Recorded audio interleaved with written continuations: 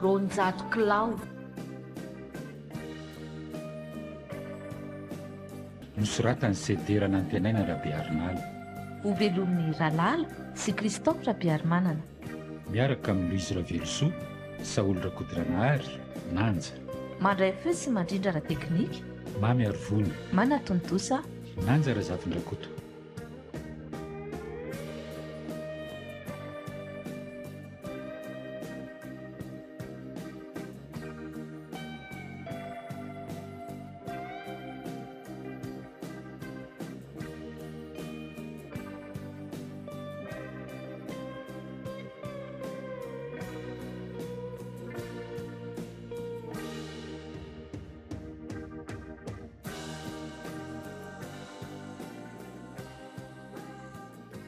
Ty le fanafodinao aloha sao dia taraiky ny ora hinanana azy indray Entra ty ary. ka tokony arina kely ianao aloha. Zay. Dia reto ho ano. Tia ny rano anarahana azy. Tena mafy amiko mihitsy mitely lasy ty fa tena mangidika. Sady amin'izay tsy vita amin'ny fanafody anankiray fa pile efa ho 5 be zao ndray mihinana. Ka tsy maintsy miaritra kely aloha raha te ho sitrany. Eny, marina aloha zany. Efa reto sisa dia tapitra. Fa mba efa nanahoana aloha ianao amin'izao hoe efa mba nisy fiovana ve sa mbola tena marary? Tsy mbola mitovy amin'ny toe-batako teo aloha e. Saingy tsapako kosa fa mba efa misy fiovana. Mbola miverina farany eny amin'ny dokotera sika raha mbola mare maharary tongotrao io a? Ataoko kosa angamba fa rehefa tapitra reto fanafody reto mba ho sitrana tanteraka amin'izay aka. Izay nangatantsika amin'Andriamanitra e. Na izaho azy efa tena leony matoa reto mpandriana eto. Tena mafy tamiko izay ry vero a. Efa bolana tsy nitsangana teto fa dia sakaiza mpandriana sy ny lozoriny aretina teto fotsiny. Ataoko fa tena mafy izay ka. Aza mbola maika nitsangana aloha fa izay azahoanaina na tokony atao e. Ka nasika aza ange amin'izao efa tena sahirana mihitsy e. Somary miafiafy kely eo re a. Vokatry ty aretina mahazo aty dia manjary miady rery ianao amin'ny fiainana. Sady manenjika ny sakafontsika 5 mianaka no mitady vola hividianana fanafody. Tanjona, tsy misy tsy ain'Andriamanitra tao amin'ny fiainana. Raha misy mahatoky ianao fa mahay fahagagana izy a, dia vitany tokoa izany. Eny fa na dia ny mampisiny tsy misy aza. Marina tokoa izany. Rehefa mitoky aminy a, tsy maintsy tafavoaka foana. Aloha hitapoka kely fa vizana be ny atoko ry vero a. Andraso ray sorony ty ondana ondamosinao ty vetivety. Zay vao mitako ny torimasoko fa aleo aloha azo tory kely vero a. Hatramin'ny alina manontolo a tsy mipimo azy na dia 2 minitra monja aza fa niaritra amin'ny fanentainan'ny aretina fotsiny. Anika mivadibadika mandra-parain'ny andro. Mahazo torimaso ara aloha e.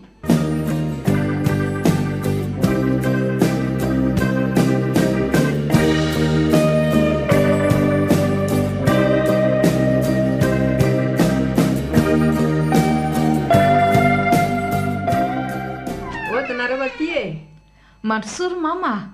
Ie, manahoana daholo nareo aty? Manahoana ny marary ato? Mandrosory ery mama. Mandrosory dia mazoto arany. Efa mba nanahoana ny fahasalamana Tanjona?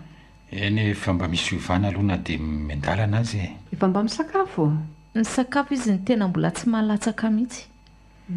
Io izao zara raha nikasika iray sotro dia izay. Kanefa tokony hisakafo ihany ianao anoherana ny aretina? Tena tsy tafidina mihitsy ange. Izay mihitsy nataoko aminy eo e.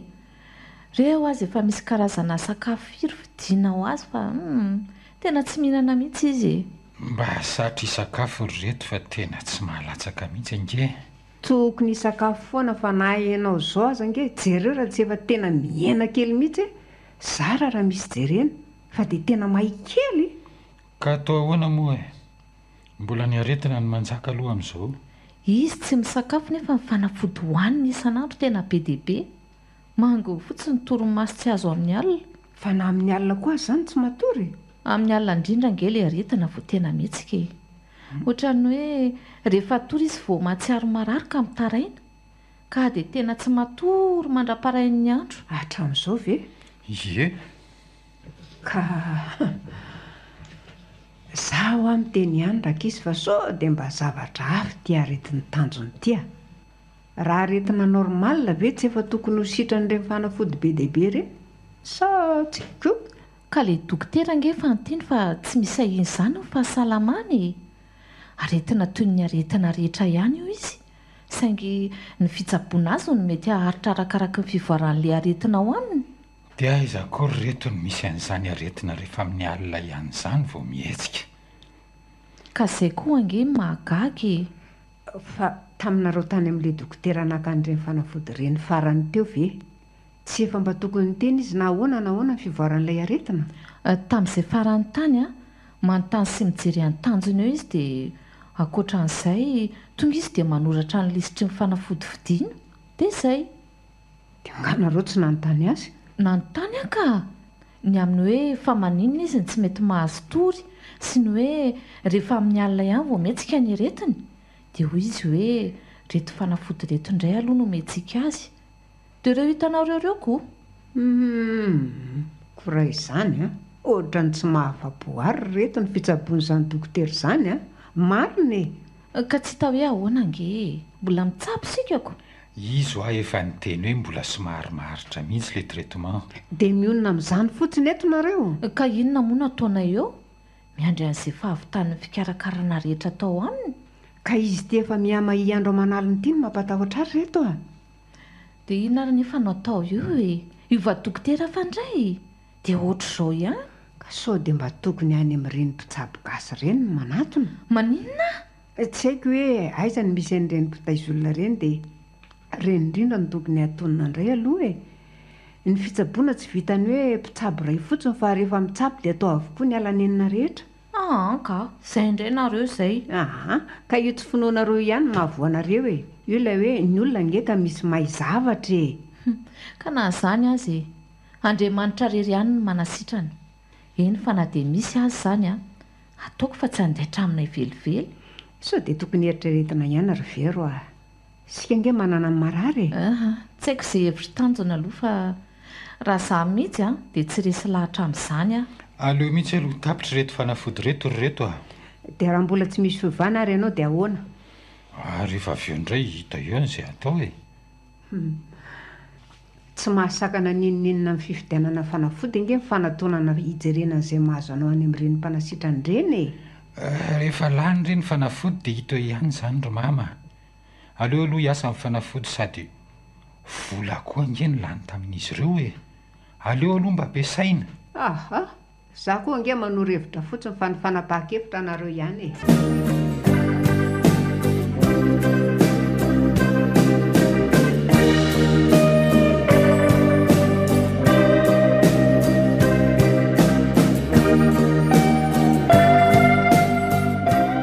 manahoana beby Way, manahoana ke vero manahoana fahasalamanareo salama tsara daholo ka tsara izany fa mivadin-drito salama izany ho nanao ahoana izy ange tsy hoe marary saingy reraka fotsiny izy ka reraka ie ko mamary ny teny tamiko fa tsy mahatsangana eo am-pandriana mihitsy hony izy ko moa za koa tsy dia mahatazana azy mivoaboaka ny trano mihitsy ka tsika sy ianao samy miala maraina eo dia ariva vao mody aiza moa ny ahitandry azy amin'izany fa tsy hoe marary aretina nandalo kely izay fotsiny nahazo azy saingy efa tsy maninona ntsony izy vao zahay koa moa ty mbola somary sahirana ka tsy misy na dia mba hisotro ny ranom-boankazo azako ka olona efa salama ve kiribeby dia mbola ranom-boankazo inona ihany raha fa aza misahirana any amin'izany ny fahasahiranana raha mahita mba elotsianao amin'ny ao ake fa tena tsy nahafantatra mihitsy izay tamin'izany tsy fahasalamana izany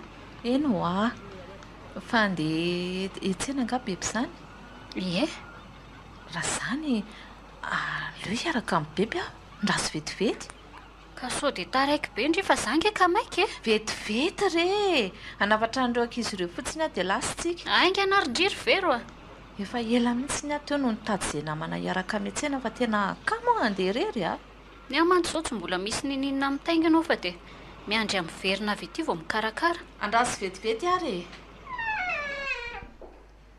Fa ahoana koa ary izany?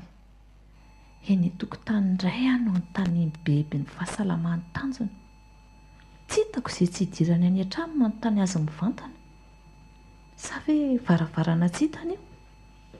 Indrindra ihany koa efa oviana moa tanjona ny narary. Dia tsy fantany ve?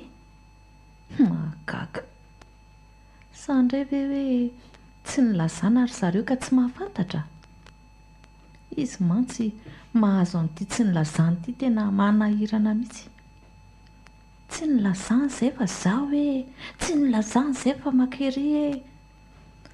Zao za voatery tsy maintsy nilaza fa efa tsy maninona intsony tanjonao. Aleo aloha andeha hanafatra ny ankizy fa sao dia sasamy andro eo koa kialaka imemenina eo indray.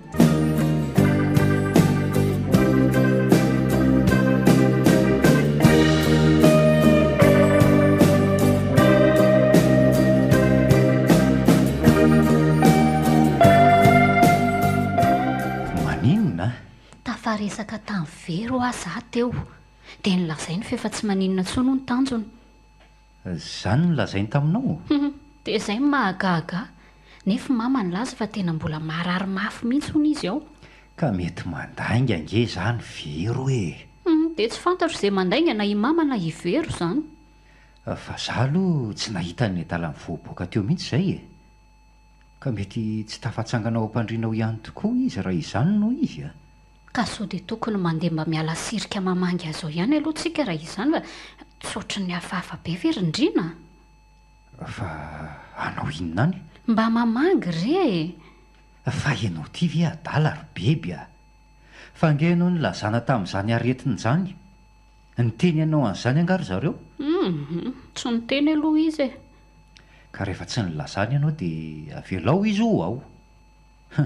Sao dia vao maika ahasaro-piserana azy ireo ny iaia zavatra hafahafa aminao eo. Ka tsy haiko rindrina. Ny amantsy ilay fiarahamonina fotsiny manahirana ako. Hitanao ihany eto fa tena mandreraka be. Rehefa misy zava-miseho eto dia mazantsika tsy mba misy milaza ninon'inona e. Aleo amin'izao ihany.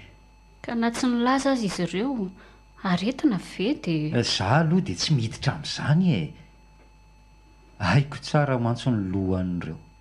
Izay ilay hoe alahelo tsy ambarahava na zakan'ny tompony ihany. Ka raha aretina tsy ambarany aminao a, hainy no manasitrana azy fa tsy tokony hidirana mihitsy. Marina aloha izay e. Hainy no miteny amin'ry mamako nahoana ny tsy hainy no miteny aminao. Isika nefa samy mpiray tanàna eto. Izay tokoa tsy tao an-tsaiko. Mba alefaso lavitra ho an'ny fisainanao. Rehefa avy eo dia mora ho an'ny olona manasoketanao na zavatra ataonao na zavatra tsy ataonao. Tena marina izany rindrina. Rehefa misy mahaporotra azy maika eo a, tsy ho hitany eo ihany ve ny varavaranao amin'ny farany. Hitako. Sady ry zareo koa mihevitra ny tena no mahavita teny e. Ka aleo hitany kely eo aloha izany. Tsy ara-tsitsaina nefa famaizana. Eny re. Ary aleo aloha andeha hamolo an'ny legisa fa lany andro ampitoerana fotsiny eto.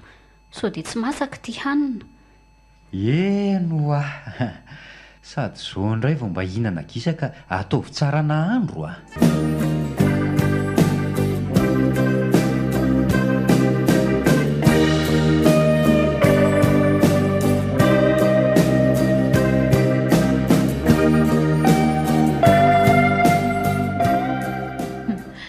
Mba toetran'olona ahoana ary ty toetran'ity rahavaviko ity ry tanjona.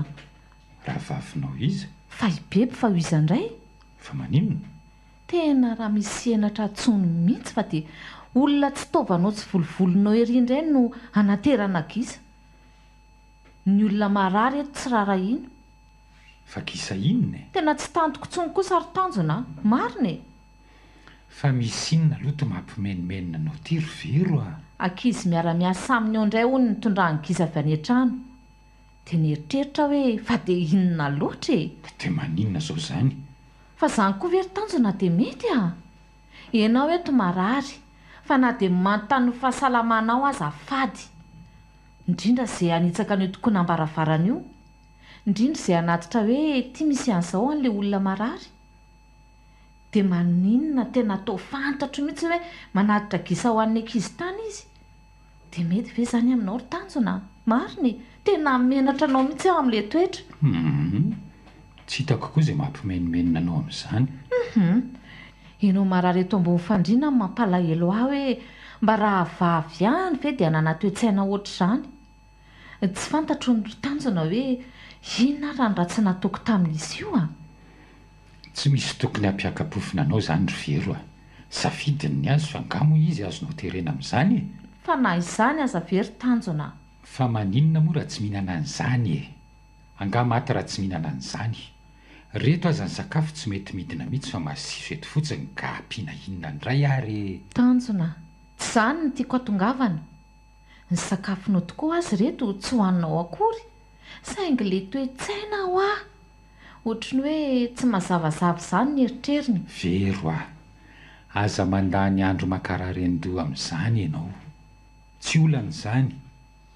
Mety mba manana ny antony ho azy koa izy ireo fa aza faly mametsi ny olona ohatr'izany fotsiny. Tsy haiko raha izany mametsi na ry zareo koa nefa raha tsy eritreritra aminao e.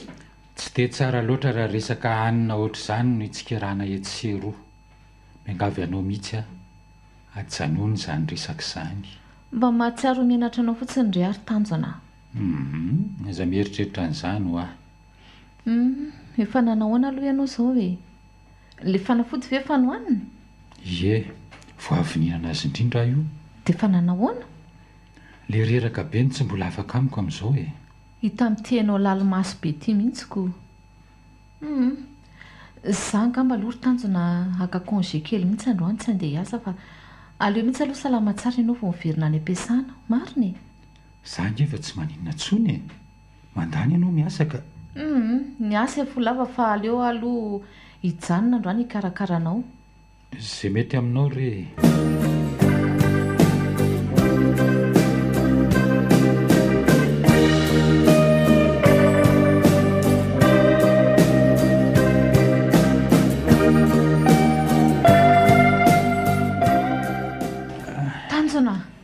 Tanjona! Tena marary ary Vero a. Fa naninona tampoka teo ary ty ianao e. Fa aiza izao ny marary ianao? Tsy haiko re. Misy manindrona be ny amin'ny vavafoko dia malemy avokoa ny ilako rehetra. Mangatsiaka ny tongotra. Fa maninona re? Fa ny fanafody ve nefa ny efa nohaninao ny hariva teo? Efa nohaniko re. Kay. Ataoko ahoana re ty vadiko ty Andriamanitro? Ampio aho. Tsy ireo fa tena mireraka ihany ty izy. Sady zepotra koa. Tanjona! Aleo mihitsy aloha entina dokotera aingana ianao ka. Nefa ny andro ty alina. Dia inona ny ataoko? Aiza ny tany aleako rery Andriamanitro? Tsy azoko jerena fotsiny eto ianao tanjona fa jerena ety mahazo anao e. Sao dia maninona eto izy ka. Aleo haka aina kely. Rehefa mahazo aina kely angamba dia mety isinda ihany izany rehefa avy eo. Ndoantsika ho any amin'ny dokotera izao dia izao. Tsy misy tokony andrasana izany na dia fotoana kely monja aza. Andraso aka taksi vetivety dia lasitsika.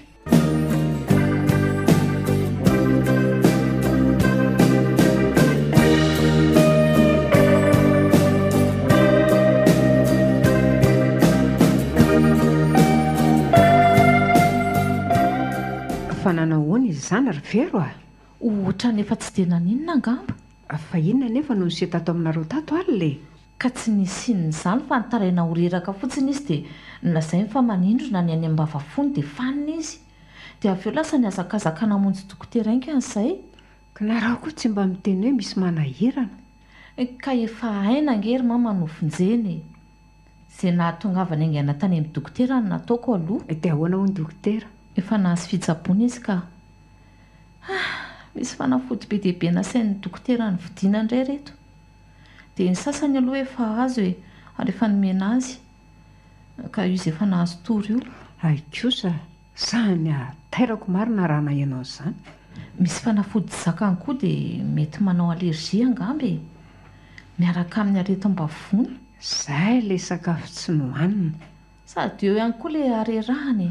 Ka izay ange ilay nilazako taminareo fa sao dia tokony miova dokotera mihitsy aloha nareo jereo raha tsy mitombo ihany ilay aretina, sady vao mainka aza misy zavatra hafahafa amin'iseo indray koa. Ka Ianareo nefa tsy mety raha izay fotoana nanoroky-hevitra anareo hijery azy any amin'ireny mpanasitrana gasigasy ireny izay nefa izao mety efa sitrana izy ohatr'izay angamba. ka za fantatrareo ihany fa tsy dia mino loatra an'ireny zavatra ireny intsony hatramin'izay mifitorako tamin'ny vavaka izay. Dia izay ny tsy naharesy lahatra amin'ireny ange. Dia tanjona koa nefa niteneniko tamin'izany dia milaza izy fa aleo aloha vita mihitsy ny fanafody rehetra. Raha ny marina ohatran'ny malaina ny amin'izany ihany koa izy. Asa nareo ihany io koa ny amantsy hoe aina ny vonjena. Fa inona nefa mahatonga anareo ino sy eritreritra fa misy zavatra hafa io aretina mahazo any tanjona io e? Fa misy zavatra mampiaya anareo ve sa misy inona e?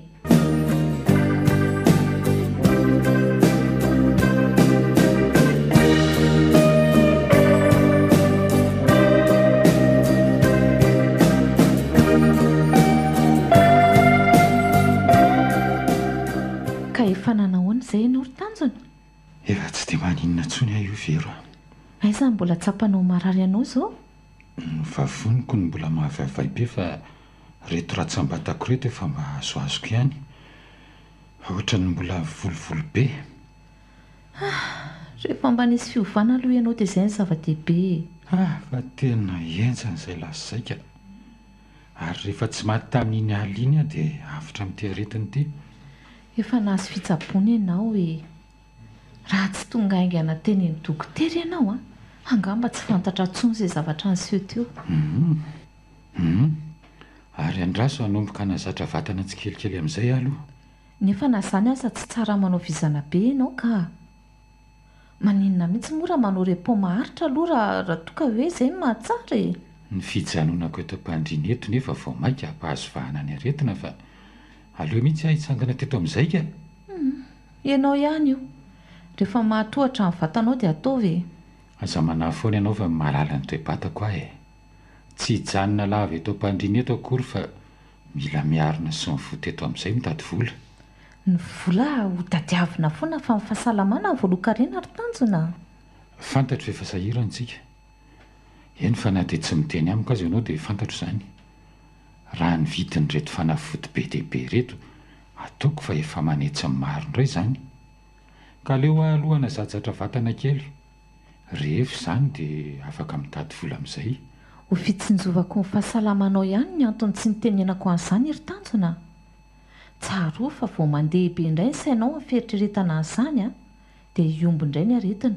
Ka sika tsy afaka niandry fotsiny eto vavaka raha anasa no ataontsika. Hitsakilan'izany ireo trosa miavosa amintsika tsy mba kely fa be dia be tokoa. Dia inona nefa no atao? Ny hevitro dia hitady fond kely aloha entina mihetsika melomana an'io tsena io. Sitrany ahy aloha. Dia aiza nefa ny hita? Anjarako izany fa aza mieritreritra an'izany ianao e. Izay aloha ny lalana tsy maintsy hizorako voalohany indrindra.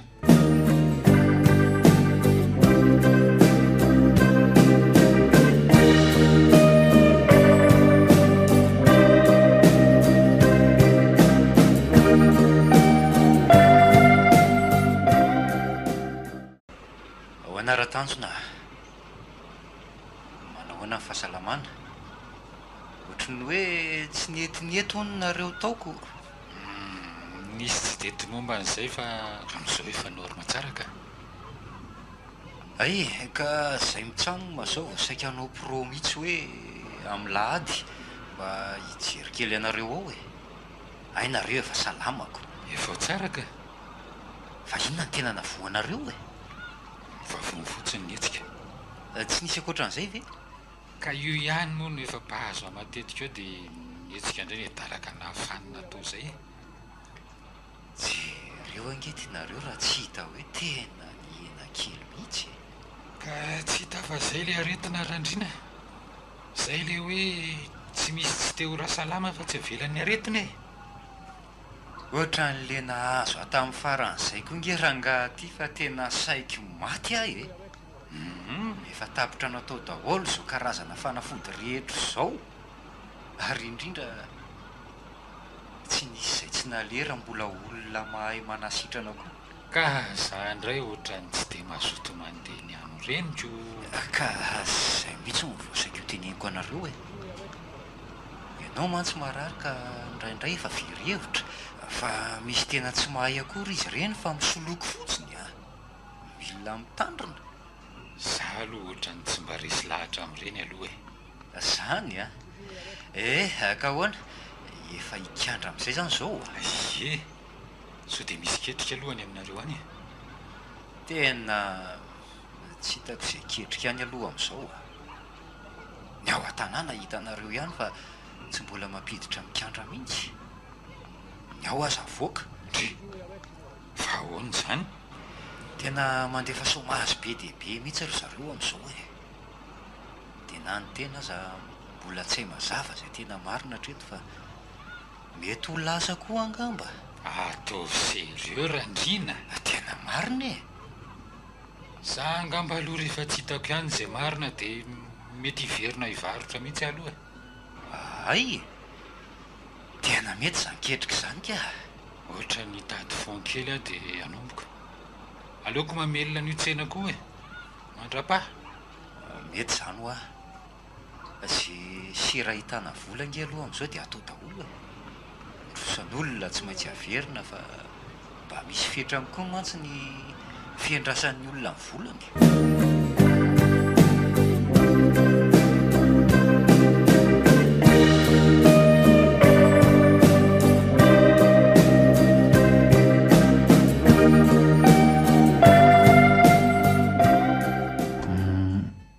Misy resaka tsy milamina indray ry biby a.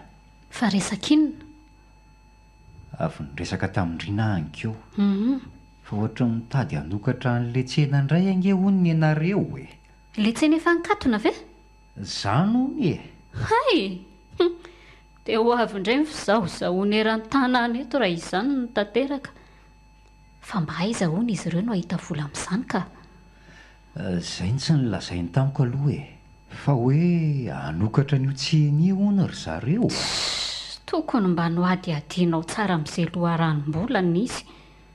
Ka hitanjona koa ohatra ny efa mailo ka tsy nahafantarako resaka betsaka mihitsy e. Zara azy izy miteny an'izaiko noho ny fahatokisany. Izay aloha e. Ka mila mihetsika ianao aloha amin'ny fanakanana an'izay a. Ka tsy azo ekena mihitsy izany Randrina. Reny izy mivarotra teo nisehon'ilay eran'ny tanàna ohatry ny inona ery. Ka izay tsy maintsy hitadiavana hevitra mihitsy. Dia inona izany izao no atao? Raha izay foana Andraso, tia ny hevitra hitako anakanana azy amin'io e. Hoe ahoana? Ary tena horodanina mihitsy moa itoerana io e. Sao koa mantsy ry zareo dia mihevitra fa azy io tsena io ka ho sokafany amin'izay fotoana tiany. Dia ao anaty koa moa izany e. Angamo misy idirantsika ny amin'izany. Tsy ry zareo sy ry mama ve no nifanaraka tamina resaka tsena tany am-boalohany? Ka ny amin'izay indrindra e. Tsy misy idirantsika ilay izy fa tsy maintsy mama no resahana. Izy ve izany no tenenina hoe aza saina mivarotra eo ry vero? Tsy ho hafahafa be ve izany Randrina? Tsy izany re. Fa ahoana ka? Ahoana ny fomba andresenao lahatra amin'ny mama andravany toerana ary? I mama hitantsika ihany fa raha voaresaka fidiram-bola dia kinga sy mailaka tokoa. Dia amin'izay no hanararotantsika azy. Ka vao maika tsy azoko izany Randrina. Ianao tia koa ka mba alefaso lavitra reny eritreritrao a. Fa tsy ry tanjona ve izao no hanao zavatra hidiram-bola eo raha hanokatra n'io tsenany io indray e? Ianao ia fa mandreraka koa ianao tia ka. Mihaino anao ary aho e.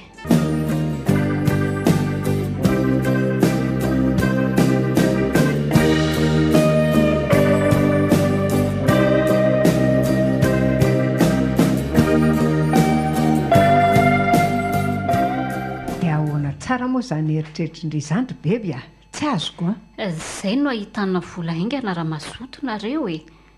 dia raha hanokatra n'izany lalam-barotra kely izany sika tsy maintsy mila toerana iasana ange dia aiza nefa n'izay toerana amin'izany ondrika izany tsy maintsy dinihana tsara daholo fa io tsena efa mikatona io rery mama maninona raha ao no atao tsena mikatona iza io andro very io rehefa nareo koa izanytry fa mety ve nefa io io mihitsy aza ny tena metiko ka raha hitanareo fa mety io tsy olana ny amin'izany e fangato koa moa izany ao mbola misy etandry zareo tamin'ny zareo nanao tsena tao taloka tsy haiko io mety mbola misy ao nefa rehefa ilayntsika ny toerana dia alainy ny entany ka fa hoana marina moa izany ny fanarahanareo tamin'izy io e tsy nisy mifanarahana ininina izany ny anaisin'ny ravavinao ka ry zareo moa izany efa tsy tafavoaka intsony dia ataoko amin'izay ilako azy ny toerana ka izay mihitsy ho dia tsy maintsy mbola nytany azy moa izany nareo sa hoe ahoana fa am'tany inona indray retsy a raha lazay fa hanokatra ny tsenany eo indray izy dia ahoana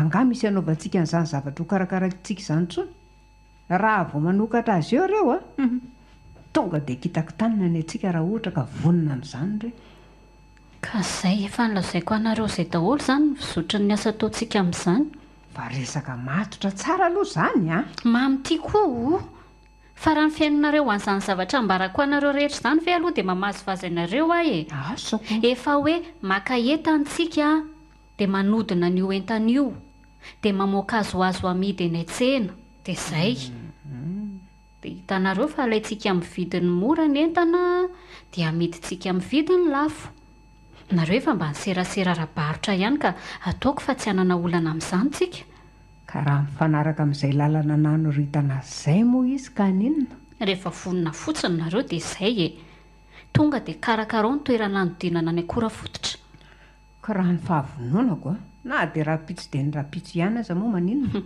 ka izay mihitsy ny tena mety ry mama ny rehefa manao zavatra dia velesina vidy dia mafana fa tsy tiako ilay mitarehedraetra ny fotoana mandeha ka miankina amin'ny mama ihany io e rehefa voalanareo tao izay mbola ambiny etandro vera ao amin'ny toerana io a tonga dia azo karakaraina avy hatrany izany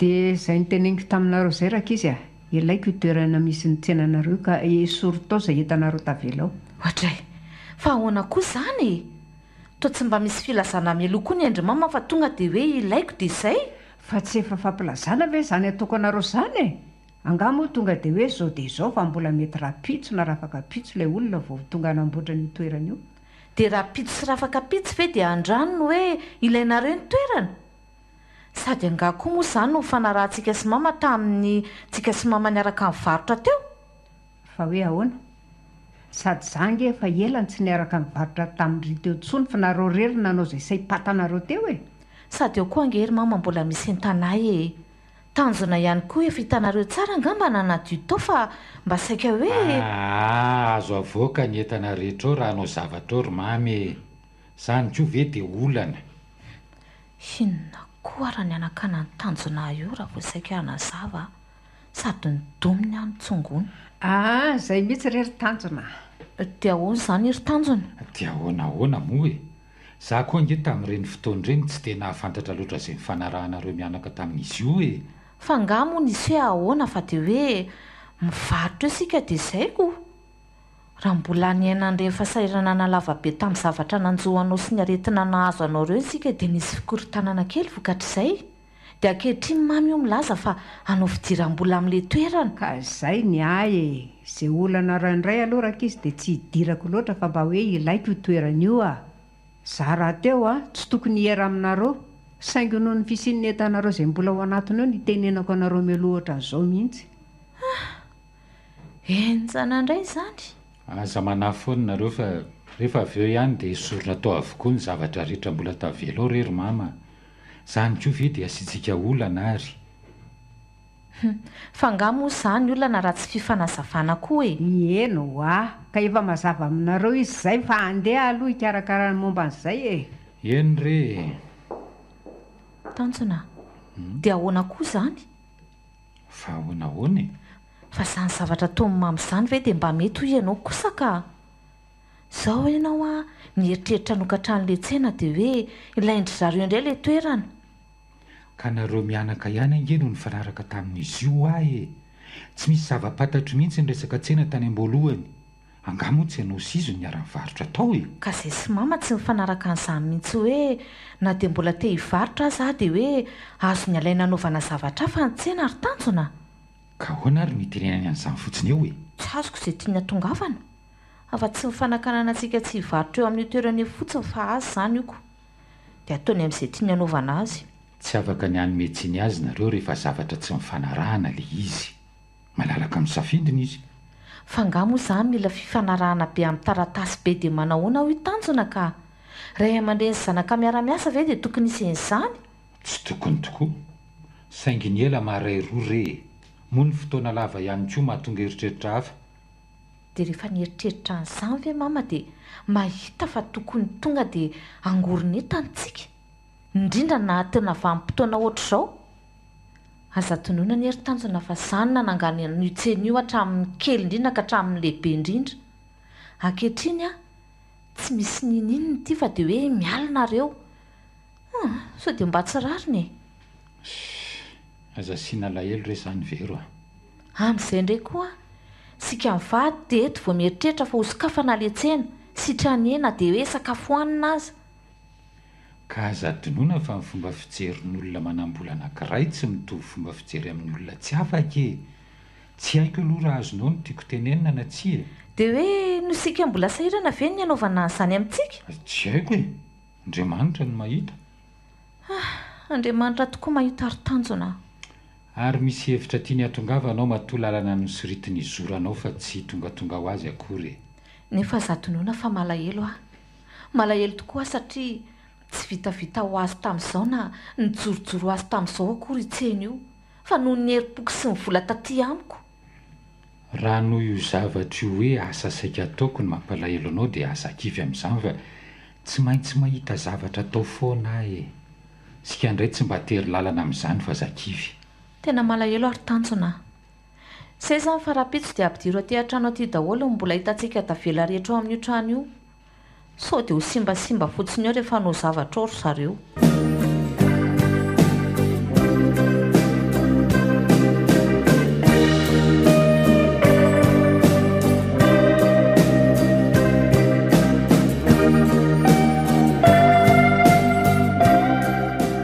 Dia efa tsisy ninona intsony izany ry mama ao amin'ilay trano ao. Efa navoaka ny zareo tao daholo ve ny entana? Efa tsy misy inona intsony eo retsy a. Tanjona ihany namoaka ny entandry zareo tao. Dia ahoana ho sy very tamin'izany ka? Inona moa no tenenin'ny vero amin'izany? Dia tsy nalahelo ve izy? Ka nalahelo azy izy. Nalaiko. Izay mihitsy no mety aminareo. Amin'ny sisa mba jereo ihany no mipiraitam-po sasany fa tsy dia hoe ry very foana akory no anaovana an'ity sy anaovana an'indry. Zanga moa manao inona amin'ny vero e. Nareo koa ange tsy mihetsika kakaizany moa no havita zavatra e. Izany angany nambarany taminareo? Ie. Dia ho hitany kely eo izany mihetsika izany raha ho tantany. Voalohany ireny nahazo azy ireny aloha. Inona ny voalohany? Ka inona ny tindry hatongavana amin'izany e? Sao mba manana hevitra maizina amin'ny rahavavindry ary ndry ity aloha e. Inareo ve maninona e? Maizininona ary? Asa ndry ihany no nitenen'izany teo. Inona ny teneniko taminareo teo fa tsy hoe voalohany iny aloha. Fantatro tsara angera ny alahelondry amin'ny vero e. Ka ny any alaheloko tsy hafeniko mihitsy koa raha fa baribariko fatapoko fatam-pirenena. Manana alahelo amin'ny betsaka mihitsy a. Nareo mpirahavavy tsy tokony hifandraha ohatr'izany mihitsy e. Samy zanako na indrina hiveriko ka ahoana ny fanao an'izany. Asa dia nareo koa izany tokony andiny tena hoe nety ve nitondranareo any amin'ny rahavavy teto sa tsy nety? Saingy nahita anay sahirana nareo tamin'ireny fotoan'ireny dia na ny varavaranay aza toa tsy hitanareo akory. Toa izy indray aza no niarahana ny asa nanaovana tsena. Dia za ve amin'ireny tompona ndraikitra tamin'izay fahasahirana nareo tany? Tsy za mihitsika. Ianareo angamba tsy mihetsika fa kamo. Ary raha ny amin'ny tsenandry zareo ndray a, efa nilazaiko taminao fa izy no nikery tamin'iny fa tsy nisy ariariko ny ala tamin'iny. Azy avokoa ny vola ny asa rehetra teo. Na ny fototrafotrasa aza. Vola tany amin'ny vero daholo. Tsy ady hevitra be dia be amin'izany tsika ry mama. avy aloha izany hoany fa saloha manaraka toizany. Aza vao mihitsy aloha ny eo anatin'ny saindri e, indrindra mirahavavindri fa tsy mety. Nenaizy very io mbola tantara amin'toy fa za mikorapaka nareo e, mbola hifampitady eto izay mirahavavy. Efa hanomboka ny fikarakarana sika izao a. Io efa malalaka io ny toerana dia ahoana, iza no hikarakara azy? Finareo ihany fizandray ohatray. Ohatray, za ihany ahoana fa angatsy asosiatsika e. Ka aiza raha ny fotoanako amin'izany eo e, za nge olona miasa ary mamy e. Nareo tsy maintsy mikarakara an'izany aloha. Ory beby a, aiza no avitako an'izany rerika. So heverinao fa moramora ny fanamboarana ny toerana io hifanaraka amin'ny filatsika. Ka zaho a tsy manam-potoana betsaka olanina amin'io. Tsy ohatra ny hoe mampiditra fotsiny vendry izany e. Rehefa rava ny zavatr'olona vao hoe tsy manam-potoana indray a.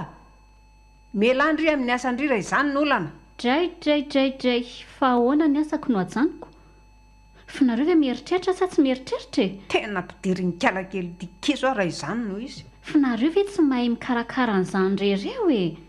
Nareo koa ohatrany tsy azoko mihitsy ka. Fa heverinao fa moramora moa izany.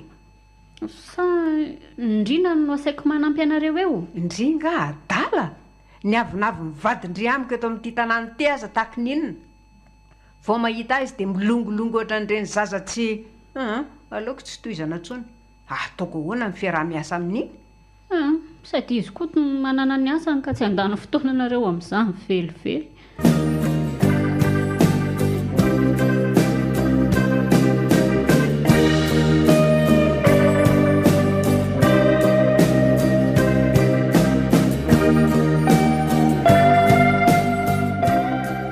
Fa vola hoany ray torotanjona? Tsika tsy mbola nanao ratsy taman'olona izany ka ataoko fa tsy hoe tery lalana na oviana amin'izay hitadiavana soa e. Dia taiza ianao nahita an'ireto vola reto? Volako tany aman'olona efa elo ireo nandeha nitakiako tany dia nomeny adaoly. Ay kosa? Mbola nampiany azy ireo nabetsaka azy toy izao noho ny alahelony tamin'ny zavatra nanjo azy ireny aretiny ireny e. Lasa nahikelony aho dia nampalelo azy dia nomeny an'ireo. Indray. Za eto vao tena mivavaka mihitsy hoe aiza re Jesosy nahitana hoanina fa efa kely dia kely sisa ny ambom-bava ao. Ohatran'ny nisy hery sy fanahy nilaza tamiko mihitsy hoe tsy maintsy hisy hanatitra sakafo eo ianao an'io. Dia io izany ny valim-babaka ao e. Na le zaza ao aza anie efa tena miafy be mihitsy izy telo mianata e. Ataoko fa mba betsaka ihany ireo vola ireo ka azo tsinjaraina tsara mihitsy ry vero a. Anajanony vola kely ihany ho an'ireo projet antsika ireo. Mavita izay vitany aloha ireo e. Izay ampy ny hividianantsika sakafo. Dia ianao aza be tantarana amin'izy na amin'izy eto tanàna fa manahirana. Aza manahy foana ianao e. Efa hitako indray mandeha iny nanaovandrina fa tsy teny intsony aho. Ianao mantsy noho ny fahatsoranao ny resahanao aminy. Nefa vadiny basy hitifirana anao iny rehefa avy eo. Tsy nampoziko ohatr'ireny mihitsy ny fivadika ny raharaha ry vero. Aiza nisy an'izany fanapahan-kevitra raisina tampotampoka eo izany. Izany ange dia hita mihitsy hoe misy zavatra tsy mazava mihitsy aminy. Saingy manahirana ny miaina e. Aza manana alahelo aminy fa hevero toy ny tsy misy izany. So izany koa ny andravana ny fihavanana eo.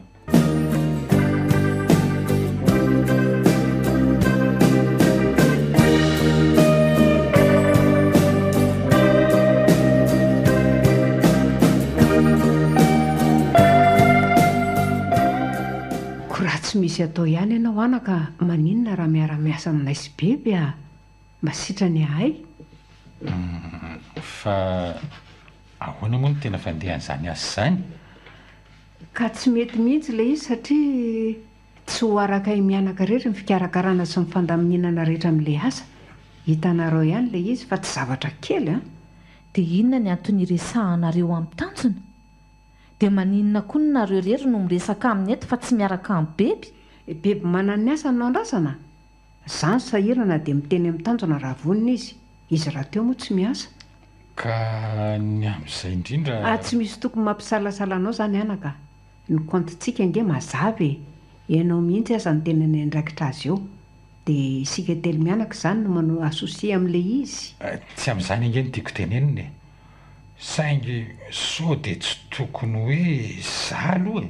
ka izaho mantsy vao avy ny teny any seny raha vavinao mivady ry zareo koa moa hitanareo ihany fa manana ny manahirana azy na ny asa na ny olana ao atokantranony io.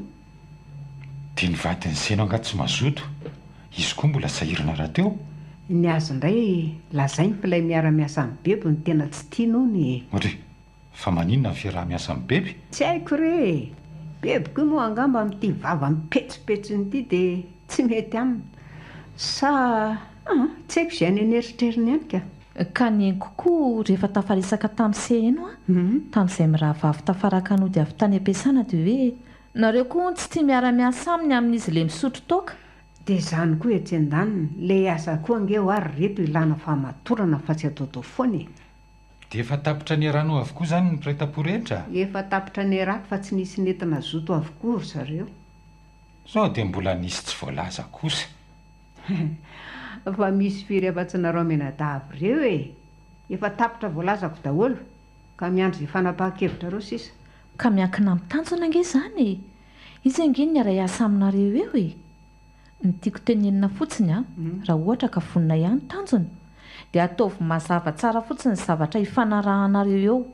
Zavatra efa navoa mantsy io. Fa zavatra hifanarahana inona no tsy hazava? Ianao indraindray mivadibadika beko.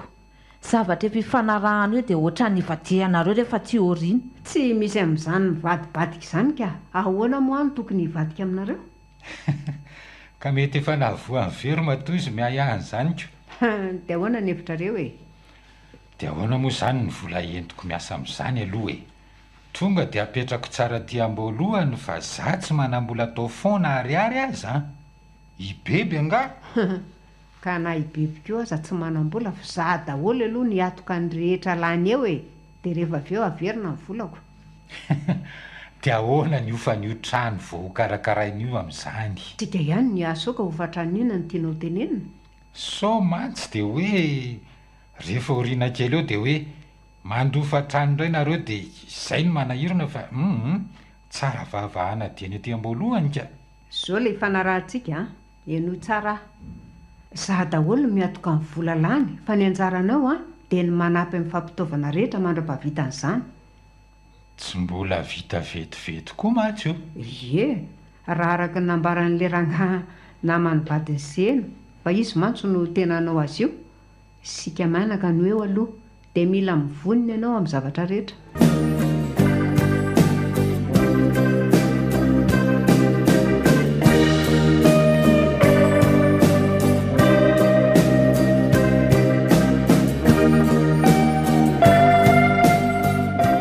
Dia ahoana ny eritreritra ao amin'izany ery tanjona? Tsy haiko fa ny hevitra ao ahoana? Raha izaho aloha ohatra mizarazara be ihany ny saiko ny amin'ilay izy ery tanjona. Inona ny mampanahy velo?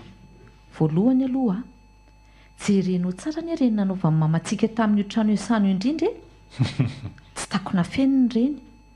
Manarak'izany ianao dia mila mivonina fa raha i mama ange ka tena tsy mahatoky olona izany mihitsy izay aloha dia tsoriko teny aty am-boalohany.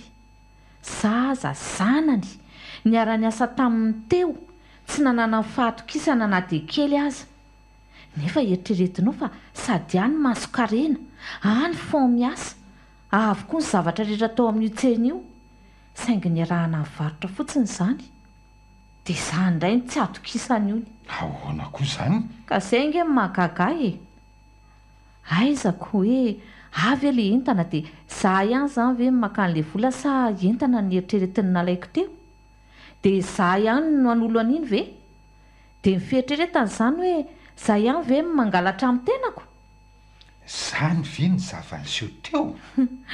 Tsy fantatrao fa izany nisy taminay teo tamin'ireny fotoana ireny dia izay no nanahirana fiaraha-miasa amin'ny mama.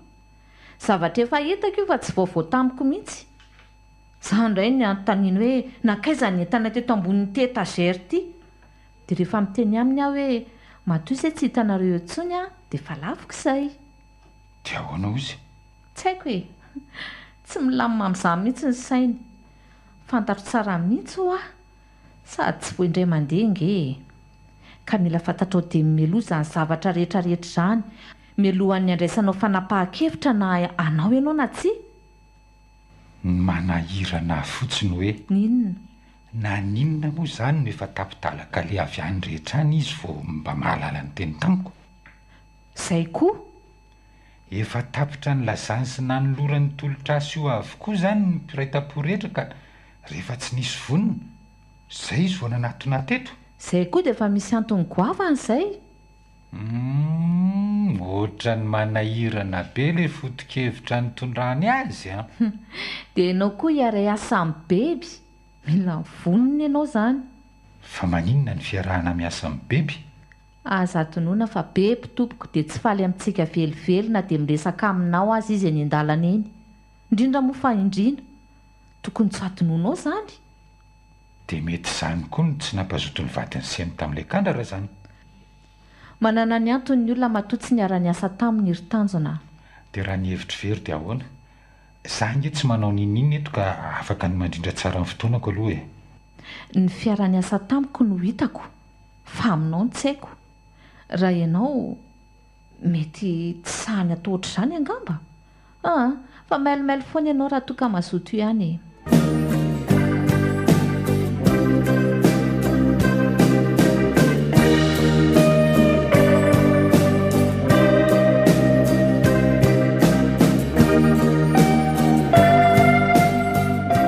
Fa le tongotra indray ve marary ny tanjony? Tsy marary fa matsiaro vizana dia kamizay no mampanahitaina azy io e. Enao tsy tokony mbola noreraka loatra. Izaho ange tsy hoe vizana be nakaiza e. Hitako eto fa ianao daholo no manao an'ity asa rehetra ity amin'ny fanamboarana an'io zavatra ataonareo io. Fa maninona raha mba teneny ny beby? Beby izany tsy hanao nininina mihitsy, sao dia mba tsy rarony kosa. Ka tsy misy idiran'ny beby re izany fa izaho aloha ny eo dia izany tokony manao ny asa e. Izy tsy azo omena tsiny amin'izany. Fa nareo telo anga tsy misasaka amin'io ihany. Izany ange le asosie. Fa mba jerena ihany koa ny tsy fahafahan'ny sasany fa tsy azo atao an'izany. Mamy efa niteny azy fa hitady ankizy hanampy anay hono izy. Izao ianao matin'ny asa eo dia ankizy roviana nandrasana. Ataoko fa tsy mety kosa izany ka. Aza menimenina eo re ianao e. Ny amin'ny fahasalamanao ny tsinjofoko ry tanjona. Raha mihetsika eo indray ny aretinao, izaho ange ny sahirana aminao e.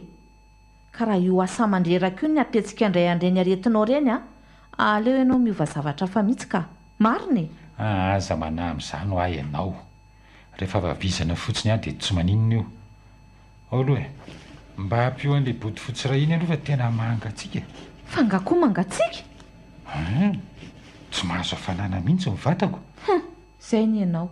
Le aretina mihitsy no mitady verina fa tonga dia aleo le fanafody teo aloha iny no menanao aingana.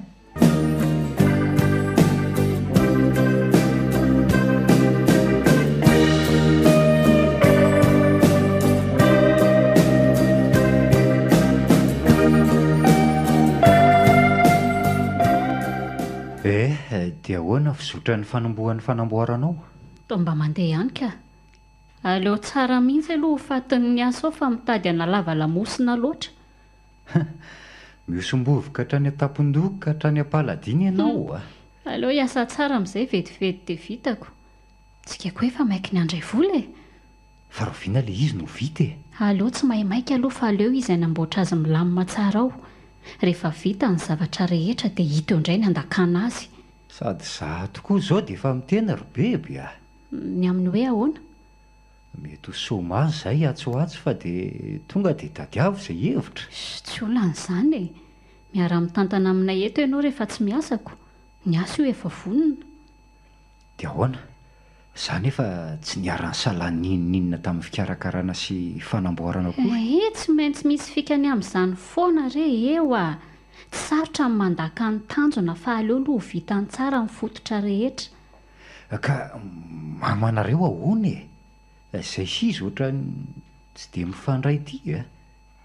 Ahoana ny fomba iarahako miasa aminy? Raha ny amindray tsy sarotra manodina ny lohany io.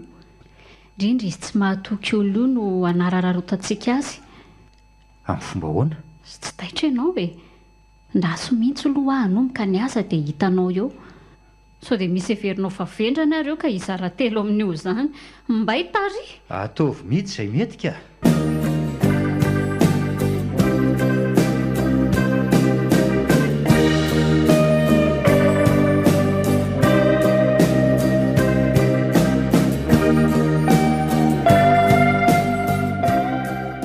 fa ahoana marina aloha momba andrity e.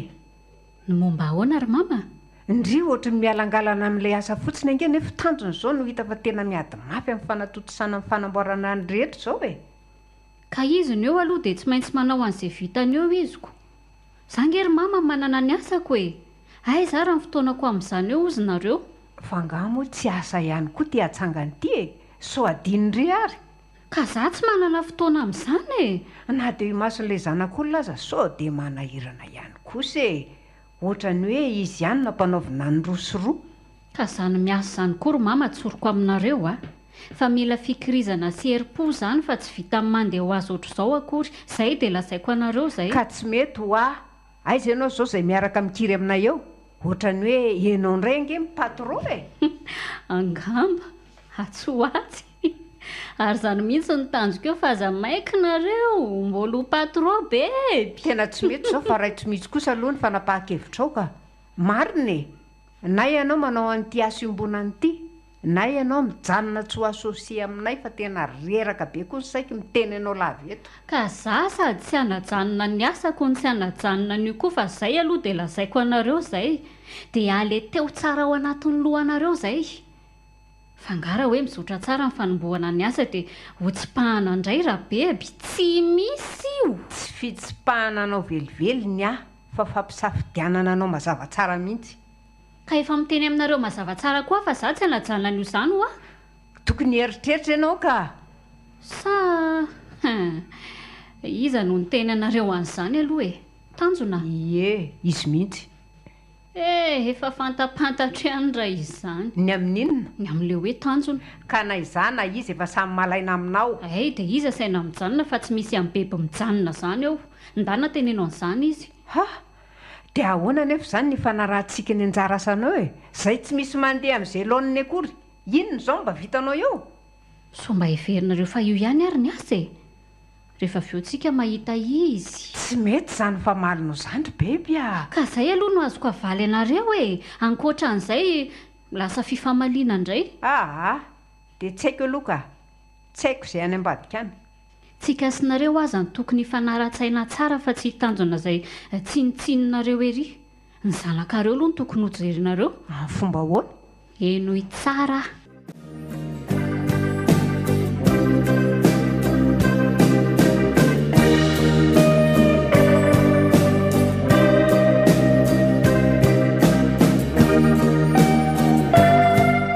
Tena miteny ianao fa hitatra zavatra hafandray io rehefa avy eo. Dia izay no anahirana. Raha vao mijanona nefa dia ohatra ny mamela ny mamarery anatin'ilay asako.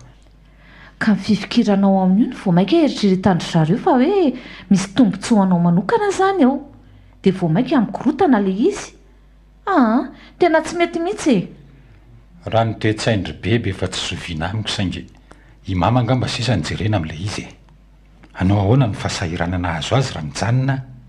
Anga io arandrery. Ka tsy mama ihany no fositra ao anatiny io fa mety misy raisandry zareo atendro ao e. Fa ianao tsy mahafantatra. Asako. Ianao mieritreritra fa ho fanampiana azy fa izy kosa mieritreritra fa mifikitra amin'ilay volangalarinao any ambadika ianao. Dia mety ho izany tokoa ve ny eo an-tsainy e? Dia mijanona ihany ange dia rahantsika mitazana eto e.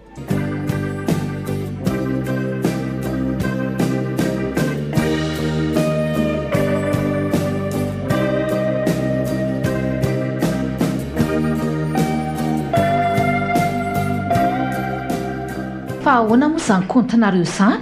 Tsy mazava mihitsy ilay izy fa misy vola tsy hita ao amin'ny voanty e. Sa ahoana ny fahitan'ny beben'ilay izy e? Eno a. Eritrerety tsara fa tena maty mihitsy izay mifongofongo mifo amin'ny firmarena amin'io zavatra io nefa ny sasany toa mihinana any an-tsembohan'ny hafa fotsiny. Ahoana mihitsy moa no anekena an'izany? Dia ohatra ny tehiteny amiko ve nareo hoe nangalariko izany izay vola eritreretinareo fa tsy hita ao? Tsy miteny izany kosa izay aloha eto fa fanazavana no andrasanay aminao. Dia za rery ny tompona andraikitra an'ilay kaonty tsy mazava aminareo. Tsy za ange ny kesy mitazona an'io vola io fa manana kesy sika e. Any aminareo any ny vola. Ny lakile ny stokage tsy aty amiko fa any aminareo mianaka. Nareo ny manana fahazon-dalana amin'io stokina entana io. Izay hidiranareo ao amin'ny maraina dia izay hivoahanareo ao koa. Miaraka aminareo aho vao miditra ao ange. ka hoana ary no anazavana ny vola tsy ampy io e sady tsy ampy ny vola eny an-tsena ny tsy ampy valeurana 200 kilao be zao ny entana. dia inona moa izany ny idiran'ny tanjona amin'izany? Milaza izy a fa sady tsy mitana ny volanareo no tsy mitana ny lakile any stokanareo. Nareo nefa toa miaraka ihany koa amin'ny fividianana entana rehefa maka entana nareo. Tsy anareo manana akse amin'izany ve ny manao vinany eo kosa e? Dia le vadiko ihany kosa ny soketainareo mangalatra dia mety ve izany? Etontsika samy mahita jereo ty anaty kahier ty. Izy izany tsy mba soratanako ty. Misy manatsofoka 200 kilao anatin'le kahier aty amin'ny registre efa tamin'ny ray volana lasy ty. Eo e, fa ahoana izao? Tsy soratana ny tanjona kosa io a? Sady stylo tsy mitovy loko amin'reto milahatra aminy reto. Mahita tsara ve bebe? Isika tsy izany nanao an'io e. Totra n'izany indray nijerenao tsara mantsy. Sa hoana ry mama? ie izay sy be samy tsy nisy nanoratra an'io mihitsy ka tsy nisy nikitika an'io izany izay. Eno a, eno tsara izany teny ny mamy izany. Tsy miteny aho hoe ianao no nanao an'io e, fa mieritreritra hoe iza no nitazona nyity kahier ty. Taty amiko iny a dia avy eo tany amin'ny bebe rehefa nandatsy nety hanoratra tao tsony ianao 2 andro lasy izay. Satria efa tsy karotro fa miahiahy anareo dia izay no nandraisako fepetra tsy hanoratra an'ilay kahier tsony. Tsy karotro avokoa nge ny zavatra ataonareo amiko fa za tsy te hiteny fotsiny e. Fantatro tsara io takoritsika any an-damosiko ataonareo sy bebe io ka tiako tenena anatin'izany hoe inona ny tianareo atongavana amin'le izy satria ohatra ny misy ambadika le izy. Raha izay sy bebe ho tsy nanoratra tamin'iny kahier iny izany tsy mahalala izay soratra miampy any a. Maninona? Izany e. Soratra tongatonga ho azy ange zany io raha zany e. Par magie. Nefa raha io soratanana io tsy zoviana amiko ny olona nanoratra azy. Saingy mba tokony hatsapatena kosa le olona ka hiteny hoe za. Tsy tratranao ambodiondry izy dia tsy hiteny eo mihitsy e. Tsy kely angery reto io vola io fa betsaka e. Vola betsaka mbola entina nasoketana ihany koa. Azo kosehana any io raha izay izany foana koa ny olana e. Dia inona nefa ny tianao hatongavana amin'le izy e? Misy olona manana tombontsoa mivantana amin'ny fanendrikendrehana ny tanjona mihitsy nareo. Tanjona nge voa amin'io e. Dia tena sahan'ireto olona reto ve? 200 kilao be izao? Ny 200 kilao any aloha mbola olana hafa iny e. Saingy na tsy eo aza nge io tsy misy afa-tsy tsika senao ny manjara an'ireo hitan'ireo e. Dia le vola maty mihitsy ny tsy ampy ka rehefa tsy zavy ve izany mangalatra tsy ho ianao. Tsoroko aminareo ry mama fa na dia izao aza ny toerana misy ahy tsy nangalatra vola tamin'ny orinasa io mihitsy aho na dia ariary aza. Milaza mihitsy aho eto fa mbola niaza ny manaraka. Aiza koa nisy an'izany eo fa za dia mampiresaka ho. Niany manaraka satria misy trosan'olona tsy alohandry zareo. Za nefa ny responsable teo dia anjarako ny manolo ny vola izay tsy nomen'izy ireny mba hampilamina nitsy ny kontoko. Miala vola paosy aho amin'izany. Tsy nihinana tamin'izay vola lazainareo fa tsy hita. Ohatrany hoe izany manazava an'le izy dia izany hampangainareo rehetra. Za aloha dia tena tsy mahatoky indrindra fa eno izany ry tanjona. Tena tsy mahatoky anao fa aleo vakina ny resaka. Rary ny ianao raha tsy hatoky ano ny lasako.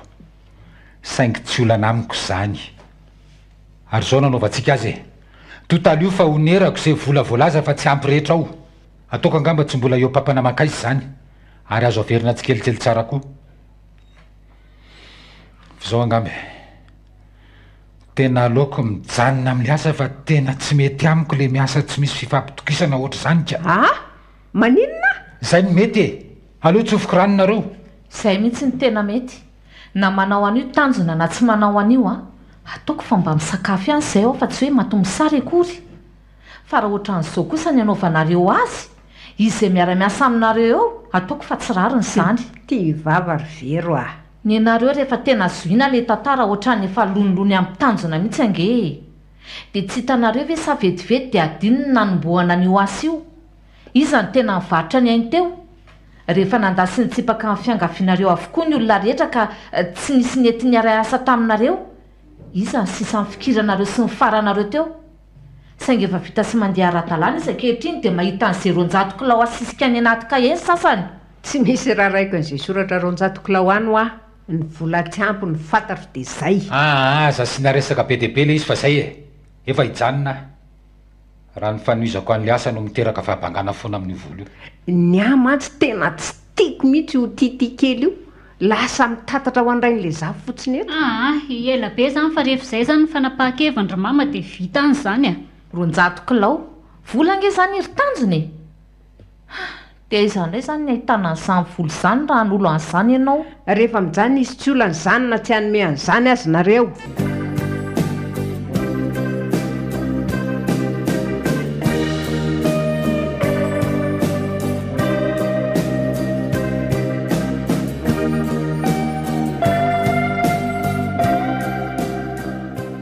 Fa maninona mbola tsy matory foana e? Tsy mety mahita tory ary vero. Fantatro fa io resaka tsena io tsy mampatory ianao io. Noho ny tsy fanananao ny tsy hananan'ny olona fatokisana anao. Izay le fiainana e. Efa tsinjoko tany am-piandohana ange io ry tanjony. Tsy hoe hamony lasa fa efa niteny anao hatrany am-piandohana izao tantara izao fa misy zavatra tsy normalina ho ao. Za ange mahafantatra tsara ny toetra amin'ny mamy, indrindra fa i beby. Izany mahafantatra azy kokoa noho ianao. Saingy tsy napoziko hoe ohatr'izay le fisotran'le izy ary dia tena vitany. Ianao nefa nisisika ihany. Lazaina fa ho fanampiana amin'ny mama dia aleo ekena ny fangatahany nefa izao ny vokany. Efa bien calculé sy mipetrapetraka tsara daholo ny planin zareo e. No fanapa-kevitra ny raisina rehetra teo lazaiko marina aminao fa misy ambadika avokoa fa tsy tonga ho azy akory. Tia izany lazaina fa mpangalatra. Olon-dehibe tia ny tena ny lazain'ny olona fa tia kely. Efa mba ray mpianakaviana ange izaho ty fa tsy zazakely akory e. Ka atao ahoana e? Nefa raha ny atsembohako sy ny fiaretako tamin'ny fikarakarana sy ny fanamboarana ny orinasa io tsy nitandrovako asa sarany izany. Tsy nisy ny tantarany sika fa angamo tsy ny arahana hita teo. Mba misy ve izao Andriamanitra izao le retsy a? Fa maninona ny miankatra ny fahitan'ny zava-misy tao ambonin'ity tany ity fa tsy mifanaraka amin'ny famarinana misy e. Aza malaky mametsiny an'Andriamanitra toy ianao ry tanjona. Tsy Andriamanitra akory ny ratsy fa izao ny lalàna fantany fa mampety anao. Dia mety amiko ve izao e? Izay ange le hoe na ny kely anananao aza dia mbola esorina aminao indray e.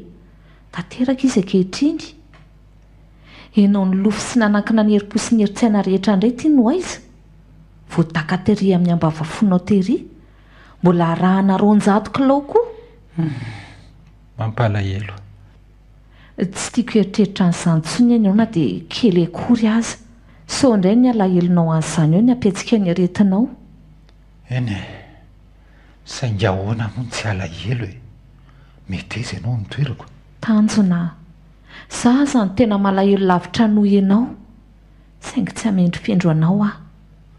Na dia tsy hitanisa afa-tsy ireny fifoazana maraina, fidinana ifotony, fiosina potaka sy maloto tamin'ny fikarakarana ny fototra rehetra iorenan'ny orinasa io.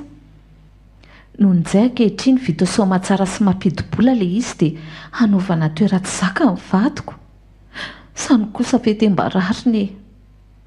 Fa tena toa hiasa tery fozina ho an'ny tendana izy mianakavy izany ho vadiko e. Oak'izay ry vero. Fa nendrikendrehana mango fotsiny. Ianao ange tsy maheno fa ianao anefa sendritrareo raky elakelatra ny rehetrarehetra ty. Fangako ianao maheno an'izany? Ie, saingy za fotsiny tsy tia hitantara aminao. Lazainy fa ianao mihitsy ny tena ratsy. Ianao ny tena fosotra tamin'ny orinasa io. Ianao ny tena mpangalatra taminareo tao. Eny fa na dia hatramin'ny hoe mahay zavatra izao Andriamanitra ao izao. Hatramin'izany na nalana baraka anao teto. Henoko ihany le resaka. Fa izany ve dia tsy hankarary ny fonao kosa ninona aza ry tanjona? Hoe le vadiko izany izao himaso ny fiarahamonina eto dia tena ratsy tanteraka mihitsy. Amin'ny lafiny ray ihany koa tsy eritreretin'ny zareo ve hoe mety hampiady antsika sy ianao ange izany zavatra izany? Raha ohatra ka tsy mandanjalanja izany ianao dia ilaza amiko fa laniko sasa mirery izany volo izany. Ka eo dia manjary fifamaliana eo amiko sy aminao indray no misy. Ary rehefa mikorotansika dia faly ry zareo amin'izay. Saingy tsy izay ny zava-nisy ka. Za efa natakatra tsara ny tany an-tsainy meloa. Saingy izany tsy nahafantatra. Nenti-pahatsorana ianao. Ary fantany tsara izany dia izay no nararotiny. Tena tsoroko aminao ry velo fa malahelo aho saingy Andriamanitra tsy andriny tsy maninona fandraisantsika eto foana. Aza mandeha feritreritra betsaka intsony fa sao dia marary ho aho. Endre.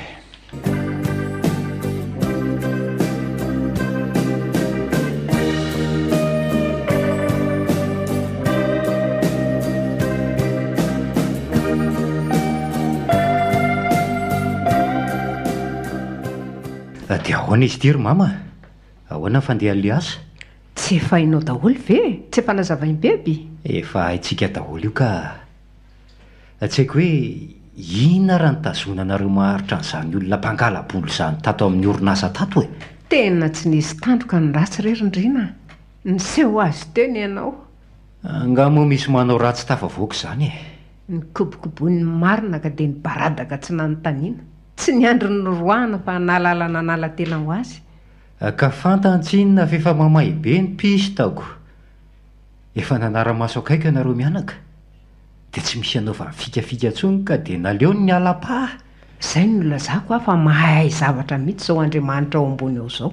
Tena mahay zavatra mihitsy izy. Inona moa ry mama tsy hainy a. Na isika mianaka azy tia ny entan'ny fahamarinana dia nanjary miara-miasa indray ankehitriny. Ianao mihitsy izao no hita fa tena havanana amin'ity asa ity. Ka nareo angeny ny anatra amin'izay e. Ie, izay olantsika mianaka tany aloha janony ihany fa miara-miasa sika manomboka eto e. Ataovy tsara ny asa. Aza matahotra mama fa hitanareo eo ny fikarakarantsika an'io e. Fa fotsiny a. Tsy mila mampiditra ny rakoto sy rabe eo intsononareo a. Indrindra moa fa hoe ny teny an'izao tanjona na ny teny an'izao hoe sao mantsinareo dia mandeha any aminy any indray ka hanasarotra ny fifandraisantsika eo a. Afy nandoro ny lampako raha izy mianakavy ao ireo e. Tena ny vita aza na ny enenako tongotra matanana mihitsy rindrina. Zay mantso aho. Rehefa izaho no eto a dia izaho. Tsika ny miara-miasa eto aloha fa tsy mila n'iza n'iza. Fantatro re izay ataoko e. Reza daholo ny entana aloha ny mboantsika ny asa e.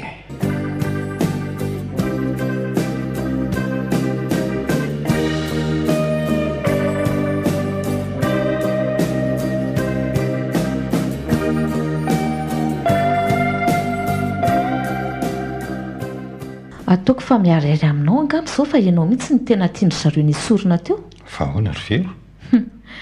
Haindry zareo tsara ankehitriny ny mifampizara ny andraikitra nahilika taminao rery fony ianao mbola niara-miasa tamin'ny zareo teo. Hatramin'ny dadavo no milatsaka tsehatra mihitsy. Nefa izany fijereny ianao fotsiny teo tamin'ilay ianao niasa rery teo. Aza mieritreritra n'izany intsony re. No avy ny banjinina ary ny zavatra tokony ataontsika dia mijery an'izay fomba anatrarana ny tanjona efa napetraka aloha. Avela ohatra zareo hiasa tsara. Marina izany. Manomboka izao sika aleo tsy miresaka an'izany intsony. Sa ahoana? Eno a. Ny saika ho teneniko anao izao hoe hiverina anao atselika kely ary amin'ny zalahy ary aloha sitrany ahy. Maninona tokoa moa? Za manana fotoana malalaka ihany tsinona ahafahako mijery sy mikarakara azy eny. Eno a. Avy eny a maka ilay zana-bory nefa nikomandiako ary amin'indrineny fara. Fa firy ny vorona any? Lazainy fa misimisy ihany a. Koa raha tonga dia alaina daholo. Ny eritreritro hoe maninona raha fito ihany aloha no alaina amin'izao voalohan'izao. Sao koa mantsy tsy hovanina ilay iziko. Sika raha teo vao mendoa amin'ilay fiompiana. Dia rofiana indray vao haka ny sasany. Aleo mihitsy aloha hita ny fitombon'ireo vao manampy e. Eny fara ngamo sarotiny amin'izany ka. Fa efa niresaka tsara nareo mianaka? Olona manana ny fahamatorany raha ineny fary ireny fa tsy vadibadiana amin'izay resaka ohatr'izany rery vero a. So indray mantsy nareo sy ny fara no ho mpifankaty tsy mifamarafary eo. Sady mahafantatra tsara ny toerana ny lalovanao izy ka tsy hametsifetsy antsika amin'izay zavatra ohatr'izany. Eny ary e. Izay fantatra fa mety re a. Izay fa lasa vetivety aloha e.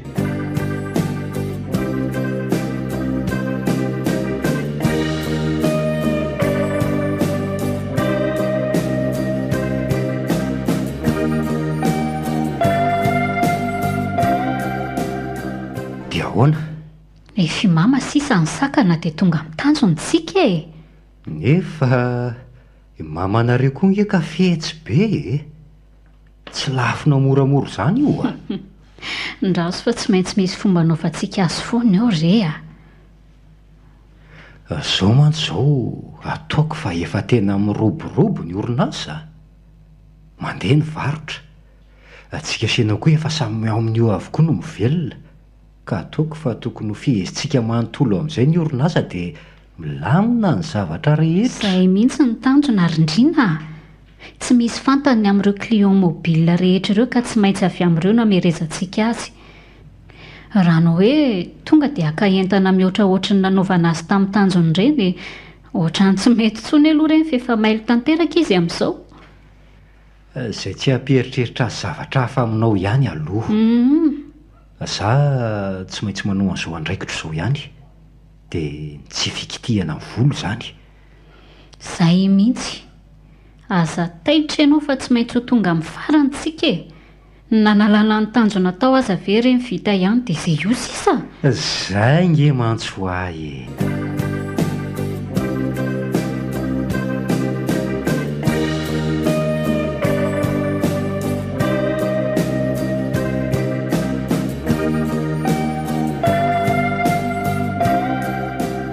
Tsy maintsy manitatra tsika fa tsika tsy tokony honina fotsiny amin'ity lalam-barotra tokany ka. Dia inona ny tindry atao amin'izany aloha? Ampitomboana ny toerana mohan'andro vokatra ireoko. Ndry, ka angamo tsy sika telo mianak'irery no eo ka amin'ny fomba ahoana no avitantsika an'izany e? Ho araka ve? Tsy mieritreritra an'izany mama findrina ihany mikarakara an'izany e. Iza nge efa manana fifandraisana be dia be e. Asa, ny aloha dia ny vola miditra ihany no fantatro a. Eno a. Ny anareo vola ihany fa tsy misy eritreretinareo ny amin'izany. Rehefa mitombo fotsiny ny vola miditra aminareo dia izay. Hay. Nosinianareo fotsiny sisan-drasana dia afaka manao fanitarana be tsy hita pesipeseny tsika. Ka iza ary ilay taratasy tokony ho soniaviko e? Aingany ry? Efa tia vonon'ity ka. Aiza no soniaviko amin'ity resy ry bebe a? Ny masoko koa nge tsy mahita tsara e. Na eto aty aloha ilay solomasoko ijereko azy tsara ka. Fa ataonareo ina ary solomaso fa efa eto amin'ity tanako eto ity fotsiny nareo manao sonia dia izay e. Eto? Ie, eo mihitsy.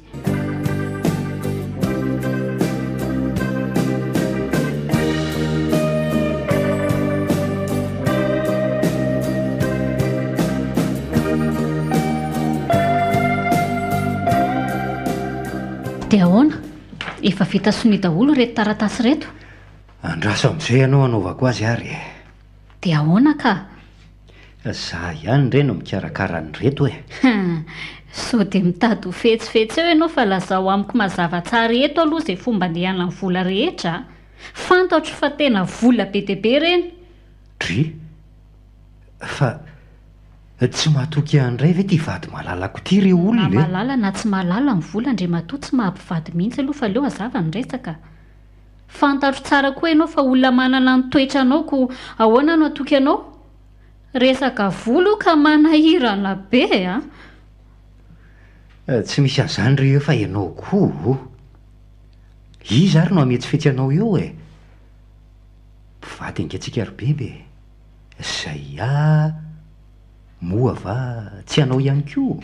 Fa ny zavatra efa nataonao ataloha tsy atokisako anao tsondro indrina. Izay dia lazaiko anao izay. Ka azo azavaina tsara daholo ny resaka rehetra amin'reto. Ka ataovy mangarahara tsara ho hitanao.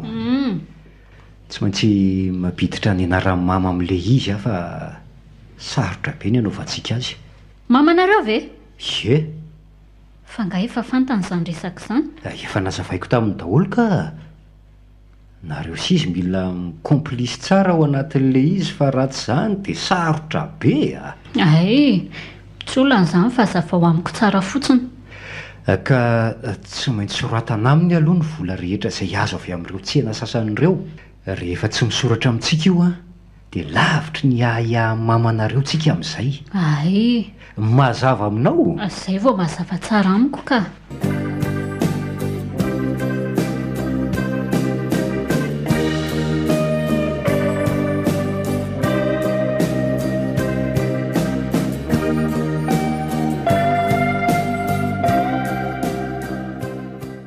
ahoana Randriana? Tanjona dia ahoana inona amin'ny malaza e? Tsy misy ninino ty e, fa hoaizany to mamikiviky.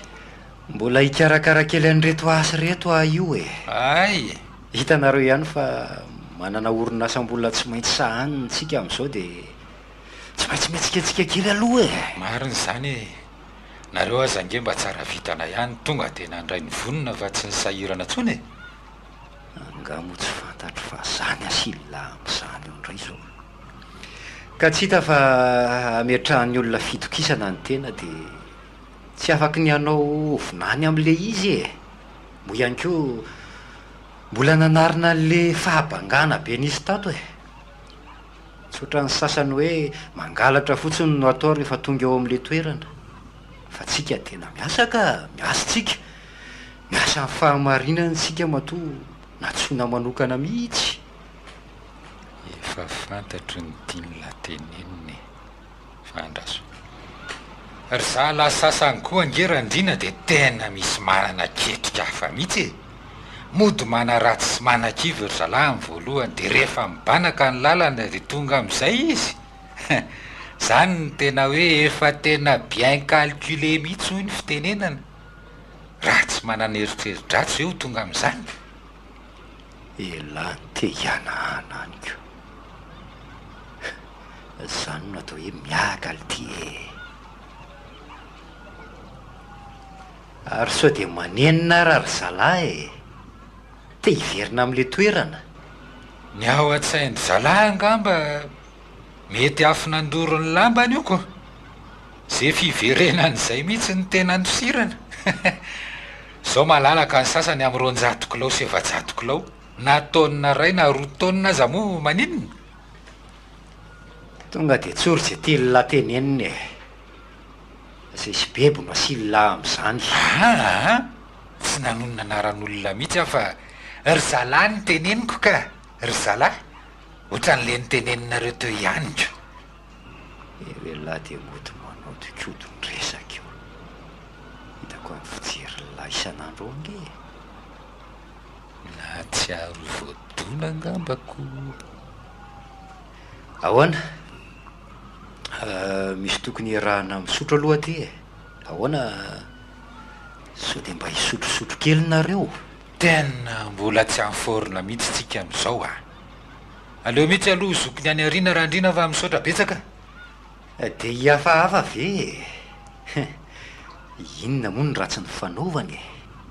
Tena tsy nisy ratsy ny fanaovana tokoa fa ny tsy fahasalamana ny mbola manakana antsika amin'izao e. Eny ary e.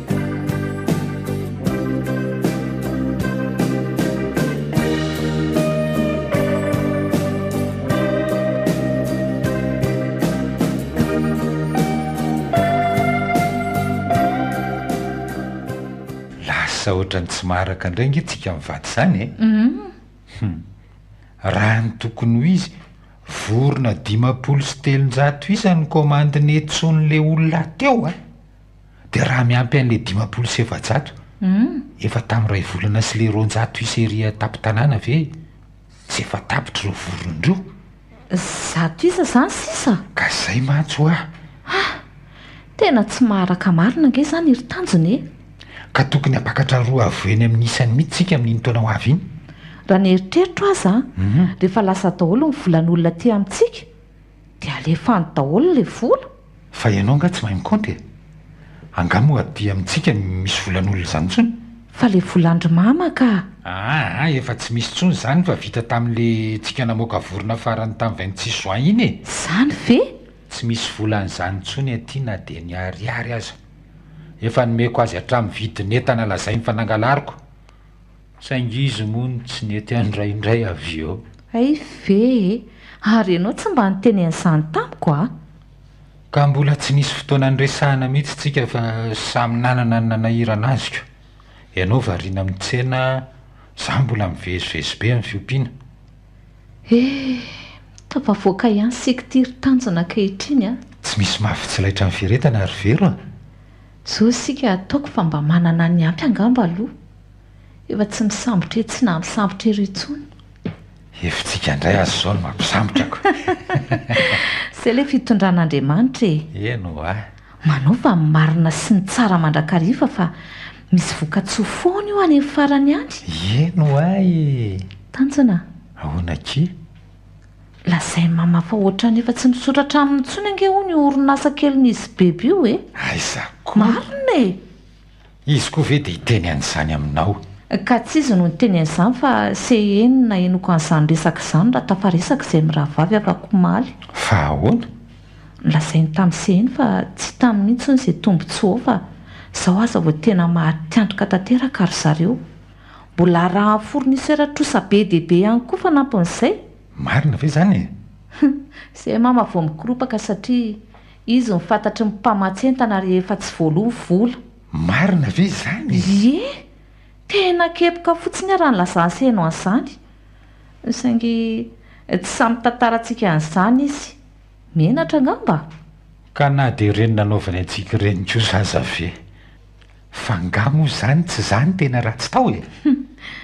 Mampalahelo mihitsy ny mahazo azy ihany hoy seheny. Samy manana ny manahirana azy koa moa ka na izaza tsy dia nifanena taminy izay elaela izay. Izay hono ny zava-misy ihany e.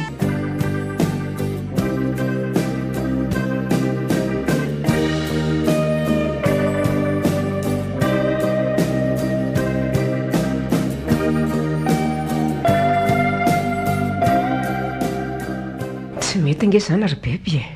Nareo zany tsy mahay mitantana an'ilay vola matoba nikoropotra ny orinasa. Fa ohatrinona izao ny volany aminareo any sisa? Fa nga moa aty misy voly izany intsony e. Ohatra. Nitrosan'olona aza mbola misy tsy voly ho be dehibe ho a araka ireny efa nilazavako taminareo reny. Ka i mama ihany ange no nitantana an'ilay voly e. Za no nitantana azy a. Fa ny rahantsika nahita reny daholo ny voany taty amiko. Izay tany amin'ireo tsena be dehibe ireo no asa. Tsy mba nisy voaraiko angamba. Dray. Le raha matoty a. Aza pidipidirina amin'izany mihitsy ny tsenam-barotra a. Fa tsenam-barotra ao ahoana koa. Fa nga tsy volany arahana taty daholo ny nananganana any reny. Efa nilaza taminao a fa ny tombony no zaraintsika telo mianaka. Satria tsika asosie telo.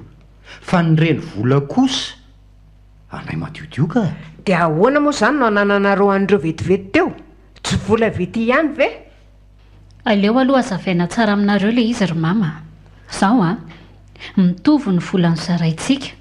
Fa ny anay kosa nanangananay andreo fa tsy nataonay tony lakilosy nandoaly tahaka ny anareo akory.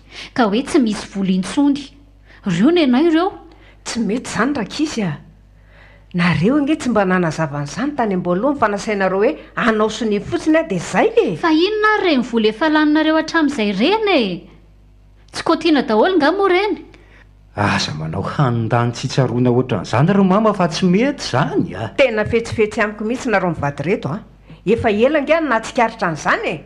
Saingy reto volan'olona reto mba no everiko ho efa voaloha avokoa fa tsy nitambesara be tahaka ny reto.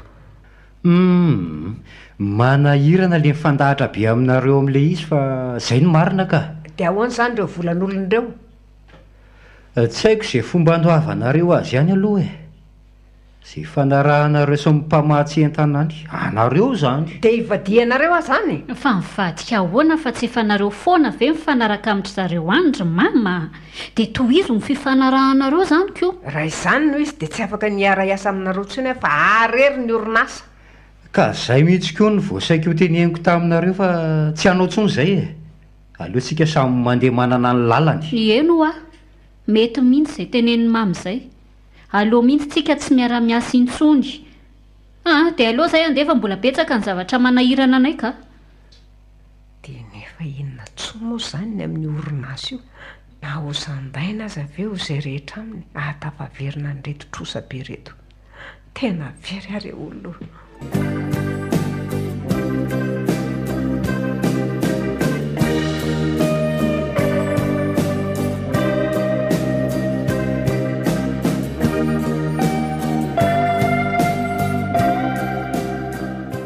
Fa ahoana ry mama? Tena tsy naboisiko rery izy mivady a. Sendran'izay zaza ratsy saina re. Izao a, lasa natao atoka ny orinasa iray manontolo. sady tsy nanaiky ny tompom-bola raha sy miaraka amin'ny trano ipetrahany ihany koa. ndrekako nefa aizanao atafaverenana vetivety an'ireo volabe ireo. Ry beba mitazana fotsiny fa tsy misy idirana hono izany. Izy mangalatra indray no avava, na odin'izy mivady daholo mivola rehetra dia izao mivokany. mba fantatrareo moa hoe inona ny anton'izany ny tsy fahatokisanareo an-tanjona ihany. Tanjona indray rangano lazaina fa mpangalatra ka netsona tody tamin'Andriamanitra. Zao nareo nahita tsara. Ka iza moa ry verina nanapohan'izany a? Raha napoizina ho may ange ny trano efa nafindra ny entany. Isy tsy ny zavatra manjohanareo kory ny mahafaly ahy fa fampahafantaran'Andriamanitra anareo marina sy ny tsy marina. Raha mba nihain'ny teninay moa izao nareo tamin'ireny fotoany ireny. Tena tapina tokoa masoko rerak'izy a. Tena za zeto menatra anao mihitsy. Inona moa no tokony hamenatra mama amin'izany e? Raha tsy nanendrikendrika anao ohatran'ireny tokoa anaka angamba tsy sanangalatra tao izy na dia ny ariary aza. Zavatra efa tsy maintsy tonga foana ireny. Efa izay ny voasoratra dia izay. Tena very arak'izy a. Tena very aho e.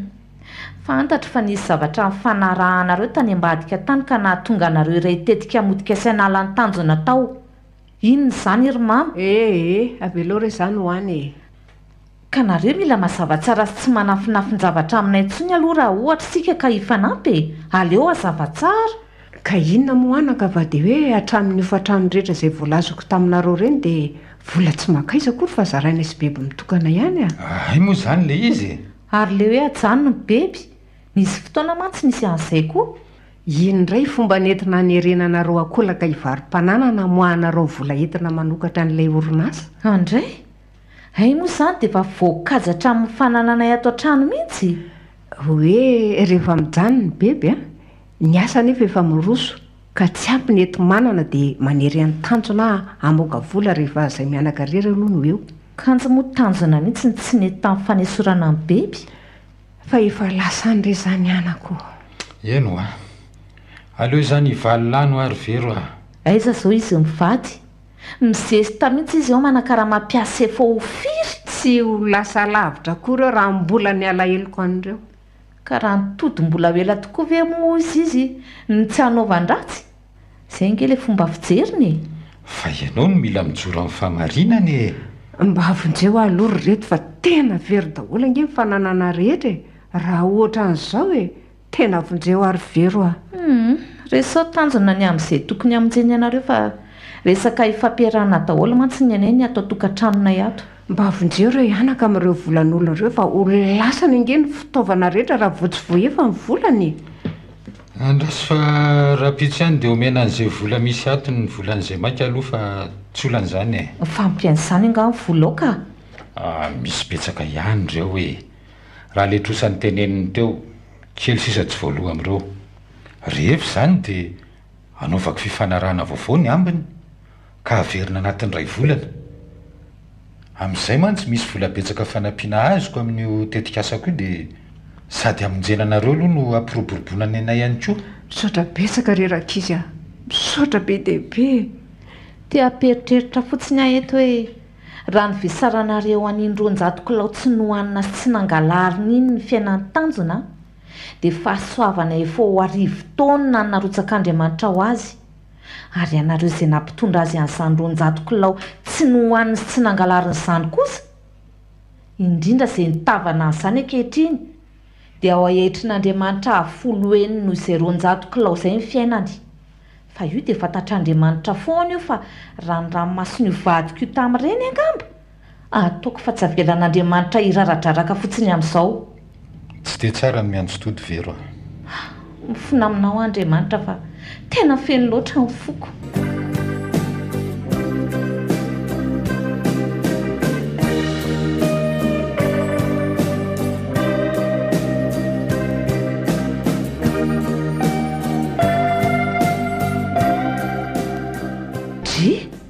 Fa ahoana ty raha matoto feno lavenona sy mainty niariny ty?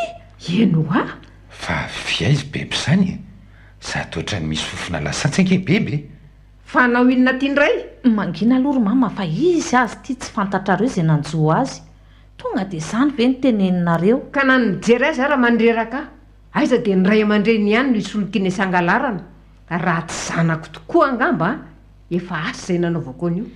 fa ahoana ry bebe a fa misy inona e? zahay dia samy tsy manana nidorako daholo ny tsena rehetra tonga dia lasa lavenina. andrekako maninona tsara lasa lavenina ho aho tsy misy tsony niara-may ao daholo ny zavatra rehetra. nidorandry ve? ie nidorako izany tadiavin'izy menakavy alamaina indray rehefa aveoko le reniny mihitsy mitady ho ratsy-saina amiko dia nodorako. izao dia samy tsy manana tsisy tsony izany miady aman'olona miatra amin'ny fanenjehan'olona molotra amin'ny fiariana sy mifanoliana volana kany amin'ireny ka hoana rehefa tafita ny zavatra dia takana draidraidraidray tsy mety an'izany bebika.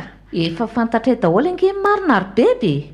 ka izao izy efa tsy misy tsony ho aho efa lasa lavenina tsy maheno an'izany ve nareo hoe lavenina efa may nahitaky amiko azy nareo hoe aiza ny volanareo nalaiko. ie izay sindriana daholo tokoa ny nakazy fa efa may izy ankehitriny tsy misy tsony na ny volana ny entana na ny tsena. losy ty marina. izay angeo aho le zavatra raha analahelon'olona lavenina izy izany sisa ankehitrinyko. nidorako niaraka tamin'ireny ambana tapakazo nalaina tany amin'ny dadarabe ireny reny ihany koa mampikirosy fahana hatramin'izay teto nidorako lasa lavenina amin'izay tsy misy marary tsony tsy misy mikorotana tsony fa lasa lavenina. teniteny foana bebe izany ka fotoana ohatr'izao ny voahan'ny marina e aleo izy teny an'izay lazainy eo. kiteninina tsony indray moa fa efa tsy misy tsony ho aho tsy misy intsony efa lavenina lasa lavenina. lavenina ho aho. tena lasa daliko i marina.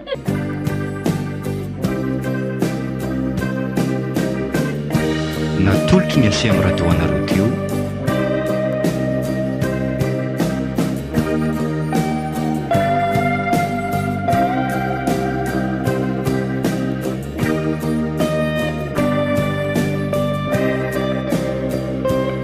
ronjato kilao